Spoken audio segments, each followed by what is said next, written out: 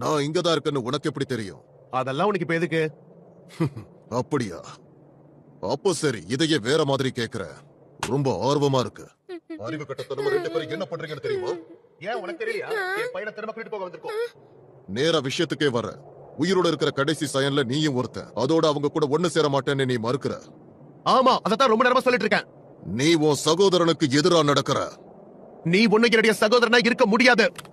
காக்கராட், இதை விட நீ கொஞ்சம் அதிகமாவே யோசிப்பேன்னு நான் நினைச்சேன். போதும் போதும், உங்க குடும்ப சண்டையில எனக்கு ஆர்வம் இல்ல.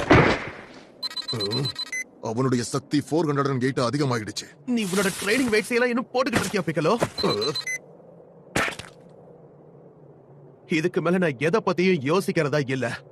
இப்போ கேக்கராட்டுடைய சக்தி 460.